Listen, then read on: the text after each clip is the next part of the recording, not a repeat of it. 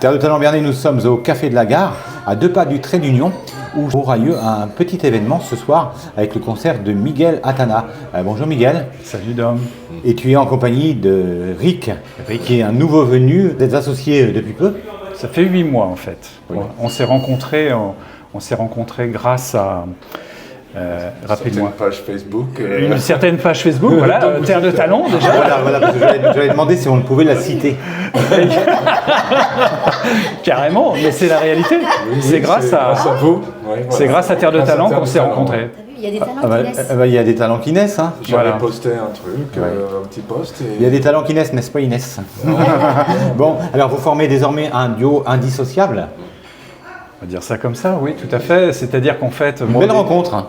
Ouais, très belle rencontre. Ça fait 8 mois qu'on se connaît maintenant. Et puis là, on a travaillé dur un répertoire, si tu veux. Et ce soir, ce qu'on joue, en fait, c'est uniquement de la créer. On n'est pas du tout un groupe de reprises, c'est que des compos. Hein. Qu'est-ce qui vous a rapproché? On est de la même génération, on a les mêmes goûts musicaux. 17 ans tous les deux. Voilà, on était en plus complètement compatibles techniquement, d'un point de vue instrumental et matériel. Donc, et puis, Miguel avait plein de compositions déjà en chantier, on va dire. C'est un vieux briscard de la musique. Hein. Absolument, absolument. Mais toi aussi, Rick? Ouais. Je fais ça depuis très longtemps, mais comme ça. Combien as-tu de concerts à ton actif? Oui, environ 400, je pense, depuis les années 80. Voilà. 400, on nous dit ça tout à fait humblement, comme ça. Là, On voilà. faisait un petit concert par semaine à peu près avec le groupe pendant quelques années. Comment s'appelait le groupe? Les Boys from Brazil. C'était du rock'n'roll. Non, c'était à l'époque de l'électronique des années 80, quoi. C'était un groupe pop. La musique pop, électro, elle était en plein essor. Oui, à l'époque, oui. C'était. Ouais. Oh, vous vous souvenez peut-être certains groupes, Duran Duran, des groupes comme ça, voilà. On était un peu dans ce style. Puis tu as un avantage indéniable, hein, celui de maîtriser parfaitement la langue de Shakespeare. C'est sûr. C'est sûr, pour jouer en Angleterre, il vaut mieux. Il vaut mieux. Mais Miguel également sait Oui. maîtriser parfaitement la langue de Shakespeare.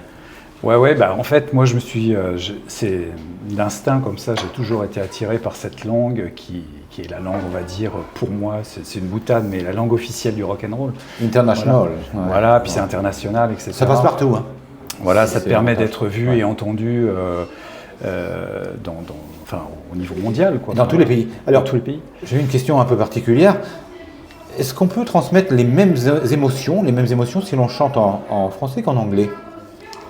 Oui, je pense que oui. Lorsqu'on Alors- est français, en tout cas. Pardon? Lorsqu'on est français. Lorsqu'on est français? Oui. Alors, personnellement, après je vais laisser Rick s'exprimer, mais moi, la chanson française, j'ai beaucoup de respect pour certains, évidemment, artistes français, mais c'est pas du tout ce que j'écoute, en fait, et j'ai toujours baigné dans la musique anglo-saxonne. Et donc, pour moi, je m'exprime, je suis vraiment à l'aise quand j'ai des choses à dire en anglais.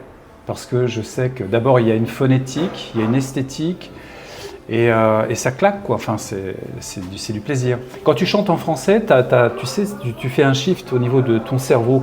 Tu n'es plus la même personne, en fait. Là, tu deviens un chanteur à texte. Alors qu'en anglais, c'est autre chose. Et Miguel, tu disais tout à l'heure que vous avez, ce qui vous rapproche, c'est que vous avez les mêmes références musicales. Ça, c'est important lorsqu'on est artiste. Oui, absolument. On s'est rendu. Enfin, ça, on ne le savait pas avant de se rencontrer, effectivement. Puis, à force de discuter, de On jouer se découvre. ensemble, on se découvre. Et on a les mêmes références. D'abord parce qu'on a quasiment le même âge, à 2 ans près. Donc, même génération, même si Rick a grandi en Angleterre et moi en France, mais on écoutait la même musique. Ouais. Mais vraiment des détails près. C'est-à-dire que des fois, on parle comme ça, on répète, et ça me vient à l'esprit. Je lui dis, dis donc, tu te souviens d'un tel? Elle me dit, ouais, c'est dingue. Et inversement, c'est fou. Ça, c'est formidable. Ouais. Et je sais en tout cas, pour te connaître suffisamment, Miguel, que tu es un fan inconditionnel des Beatles. Oui, les Beatles, pas seulement. Enfin, ça a été le début, ça. Mais l'artiste, moi, qui m'a vraiment marqué, c'est David Bowie, quoi. Enfin, l'œuvre de David Bowie. Voilà. Pourquoi? C'est un caméléon, enfin voilà, il a fait énormément de choses, je trouve que c'est très qualitatif et je pense qu'on est carrément d'accord là-dessus. On est tous les deux très fans de Bowie, quoi. C'est un gars qui a inventé tellement de choses. Et qui a eu une carrière très longue, et la musique est très variée tout au long de sa carrière. Il y a vraiment des styles différents, mais toujours... Il faut toujours réfléchir quand on écoute ce qu'il fait, parce que c'est jamais banal, c'est jamais la même chose. C'est pas insipide, hein, comme beaucoup d'artistes d'aujourd'hui. On a l'impression, on écoute un album, on écoute un autre, on a l'impression qu'ils évoluent pas. C'est toujours la même chose. Tandis que David Bowie avait l'avantage de savoir évoluer. Oui, et puis c'était pas téléphoné sa musique, je pense. Hein. C'était pas, tu savais jamais où ça allait aboutir. C'est ça. Ouais, on savait jamais où il allait nous emmener. Quand tu découvrais un album, c'était vraiment la surprise. Et puis, il faut dire aussi qu'il s'est entouré de super pointures. Je pense à des guitaristes comme Robert Fripp, enfin, qui sont des monuments de la musique contemporaine. Et donc, à lui tout seul, déjà, Robert Fripp, c'est une légende. Donc, quand tu associes comme ça plein de légendes, waouh, ça donne des choses. Alors, vous allez jouer ce soir au Trait d'Union. Qu'est-ce qu'on va pouvoir entendre ? Je dirais toutes les chansons qu'on va jouer sont des compositions de Miguel. Arrangé, organisé par nous deux, c'est les 10-11 premières chansons sorties du... Il y en a d'autres, hein, mais il y en a d'autres derrière.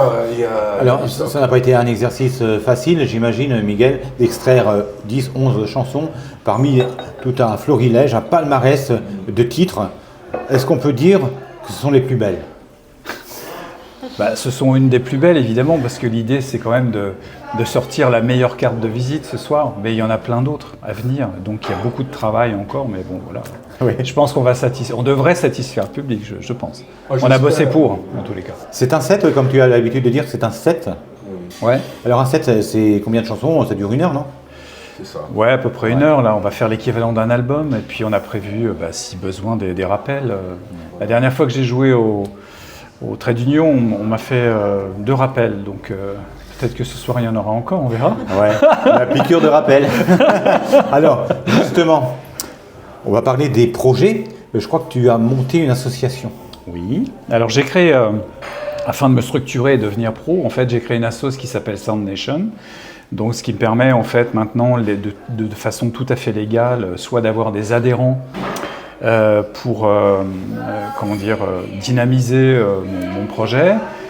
J'ai aussi lancé une campagne de dons, donc là ça démarre pas trop mal. Une campagne participative. Oui, on peut dire ça comme ça, si ce n'est que le don, en fait, tu donnes, mais il n'y a pas forcément grand-chose en retour. Alors qu'une campagne participative, normalement, à chaque fois que tu fais un don, tu as un cadeau en face. Ah oui, c'est donnant-donnant.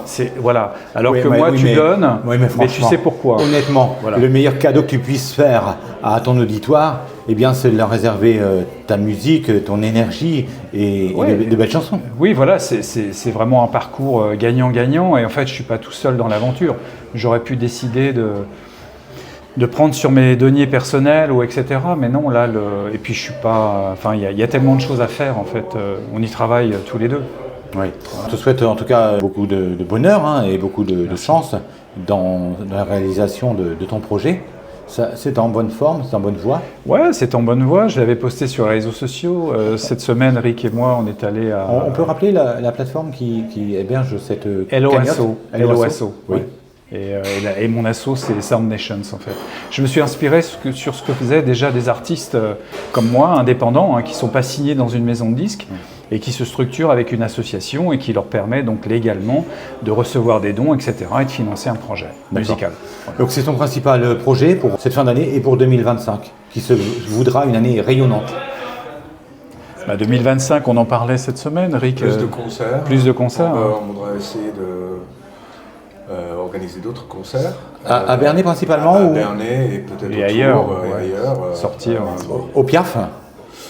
Alors c'est le Piaf, pourquoi pas.